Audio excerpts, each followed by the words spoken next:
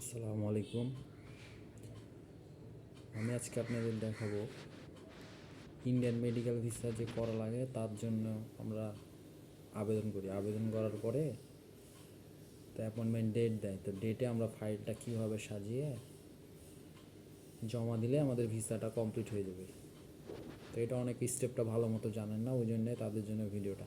তো medical visa file সাজানোর সঠিক নিয়ম আমি এক এক করে বলে দিচ্ছি। দেখানো পসিবল হচ্ছে না, মুখে বলে দিচ্ছি। ইউটিউব রুলসের বাইরে তো দেখানো যাবে না। সো কেয়ারফুলি শুনেন, ইনশাল্লাহ বুঝতে পারবেন। প্রথমে আপনাকে করতে হবে হচ্ছে, এই যে আমার কাছে ফাইল অনেক, তো ফাইলে প্রথমে হচ্ছে আপনাকে সাজাতে হবে পেমেন্ট ইনভয়েস। এই যে পেমেন্ট ইনভয়েস যে পেজটা আছে, এই পেজটা আপনাকে প্রথমে দিতে হবে। তো পেমেন্ট ইনভয়েস পেজটা দেখবেন যেখানে ওর ফাইল নাম্বারও দেওয়া থাকে, ওই পেজটা সর্বপ্রথমে দিবেন। তারপরে আসছে ভিসা অ্যাপ্লিকেশন ফর্ম।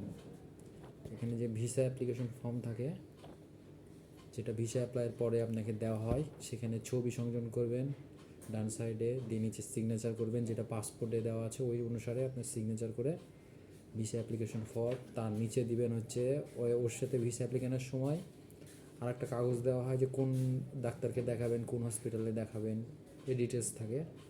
ওর নিচে আবার অ্যাপ্লিকেশন সিগনেচার থেকে ওটা সিগনেচার করে পরের পেজে দিবেন। তারপরে আসছে হচ্ছে আপনার এনআইডি কার্ড বা স্মার্ট কার্ডের ফটোকপি। তো এটা যার যেটা আছে সেই অনুসারে ID card, NID, smart card যেটা আছে সেটার ফটোকপি এক কপি দিয়ে দেবেন। তারপরে আসছে ইউটিলিটি বিলের কপি। আপনি কারেন্ট বিলের কপি দিতে পারেন, পানির বিলের কপি দিতে পারেন, ট্যাক্স বিলের কপি দিতে পারেন। যিনি অ্যাপ্লাই করবেন তিনি চাইলে তার নামে যদি থাকে তাহলে তার নামে দিতে পারে, আর যদি না থাকে সেক্ষেত্রে তার আব্বার বা আম্মার নামে যদি বিল থাকে সেক্ষেত্রে তার নাম সহ তার নামের বিলের কপিটা এক কপি ফটোকপি করে জমা দিতে হবে। এই নাম অনুসারে এখানে যে অ্যাড্রেস থাকবে এটাই হবে ভিসাতে পার্মানেন্ট অ্যাড্রেস।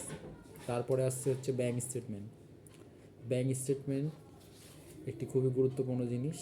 তো ব্যাঙ্ক স্টেটমেন্টটা আপনি চাইলে অ্যাকাউন্ট খুলেই যদি মনে করেন 2-3 বার লেনদেন করে স্টেটমেন্ট তুলে আপনি জমা দেবেন, তাও পারবেন, কোনো বিষয় না। পূর্বে তো ডলার ইনভেস্টমেন্ট ছিল, $150 ইনভেস্টমেন্ট করে জমা দেওয়া লাগতো। এখন অবলিক করে দেওয়া হয়েছে ব্যাঙ্ক স্টেটমেন্ট অথবা ডলার ইনভেস্টমেন্ট। তো ব্যাঙ্ক স্টেটমেন্ট ম্যাক্সিমাম এখন দিচ্ছে। তো ব্যাঙ্ক স্টেটমেন্ট দেওয়ার জন্য আপনাকে মোটামুটি বাংলাদেশি টাকায় 30,000 টাকার মতো আপনার অ্যাকাউন্টে রাখা লাগবে। যত উপরে রাখবেন তত আপনার জন্য ভিসা পাওয়ার চান্স বেশি। তো মিনিমাম 30,000 টাকা রাখা লাগবে।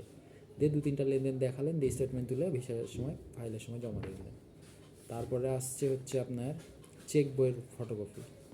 যে চেক বইয়ের যে ফটোকপিটা আছে, এই চেক বইয়ের ফটোকপিটা আপনাকে করে দিয়ে দিতে হবে এক কপি। তারপরে একটি গুরুত্বপূর্ণ বিষয় আসছে, সেটা হচ্ছে এনওসি। এনওসি বলতে বোঝায় আপনি কোনো এক প্রতিষ্ঠানে হয়তো বা চাকরি করেন, হোক সরকারি বা বেসরকারি, তো সেখান থেকে আপনাকে একটা প্রত্যয়ন করে নিতে হবে বা এনওসি করে নিতে হবে যে আমি ভারত ভ্রমণ করলে আমার কোম্পানির কোনো সমস্যা নেই, আমি তাকে এত তারিখ থেকে এত তারিখ পর্যন্ত 1 মাস ছুটি মঞ্জুর করছি। এইভাবে যে কোম্পানিতে চাকরি করবেন তার নিজস্ব প্যাডে এইভাবে একটা প্রত্যয়নপত্র নিয়ে সিল স্বাক্ষর করে আপনার একটা ছুটির আবেদন করা লাগবে। আর যারা ব্যবসায়ীদের ক্ষেত্রে যাদের ট্রেড লাইসেন্স আছে তারা ট্রেড লাইসেন্স দিয়ে এটা আবেদন করতে পারবে ফাইল জমার সময়। আর যাদের হচ্ছে একটা জিনিস নিয়ে খেয়াল রাখবেন, যখন প্রত্যয়নপত্রটা নেবেন তখন ভিসার যে অ্যাপয়েন্টমেন্ট ডেট থাকবে তার থেকে আরও 20-30 দিন যাতে সময় থাকে, এইভাবে প্রত্যয়নপত্রটা নেবেন। ধরেন সাপোজ আপনার সেপ্টেম্বরের 20 তারিখে আপনার ফাইল জমা দেওয়ার ডেট, তাহলে আপনি 18-19 তারিখ থেকে ছুটি নিয়ে নিলেন সেপ্টেম্বরের, তাহলে আপনার জমা দেওয়ার আগেও 2-3 দিন আপনার ছুটির ডেট থাকলো, ভিসা পাওয়ার পর আবেদন জমা দেওয়ার পরেও আপনার ছুটির ডেট থাকলো, মোটামুটি 1 মাসের ছুটি নিলে এইভাবে করে মিনিমাইজ করে নেবেন যাতে কার্যকর হয় এনওসিটা। না হলে দেখা যাচ্ছে আপনি এমন নিচ্ছেন যে 20 তারিখে জমা, আপনার 18 তারিখেই ছুটি শেষ হয়ে যাচ্ছে, তাহলে কিন্তু এটা গ্র্যান্টেড হবে না। সো এটা বি কেয়ারফুল।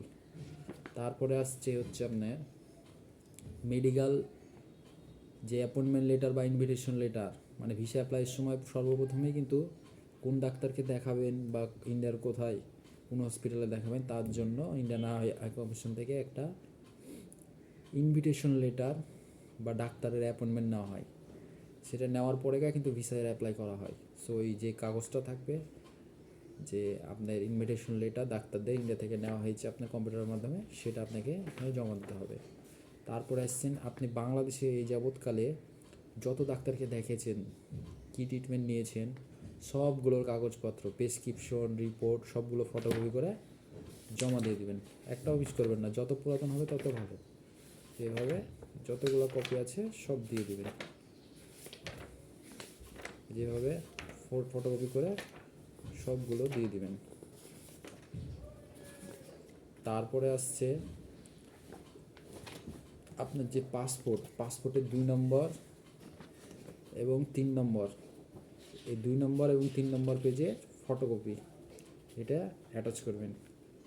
তারপরে আসছে আপনার অ্যাটেন্ডেন্ট হিসাবে যিনি যাচ্ছেন তার পাসপোর্টের 2 নম্বর এবং 3 নম্বর পেজের ফটোকপি, ঠিক আছে। তারপরে আপনার সাথে যে যাচ্ছে অ্যাটেন্ডেন্ট হিসেবে তার এনআইডি কার্ডের ফটোকপি। এই তো, এটাই হচ্ছে মূলত মেইন জিনিস। আশা করি বুঝতে পেরেছেন। আর যখন এই ফাইলটা কমপ্লিট হবে তখন স্টার প্লাস সুন্দর করে নেবেন।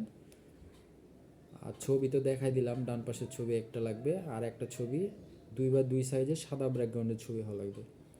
একটা ছবি এইটাতে মারলেন, দিয়ে নিচে সিগনেচার করে দিলেন, তারপরের পেজে নিচের দিকে এসে একটা সিগনেচার করে দিলেন।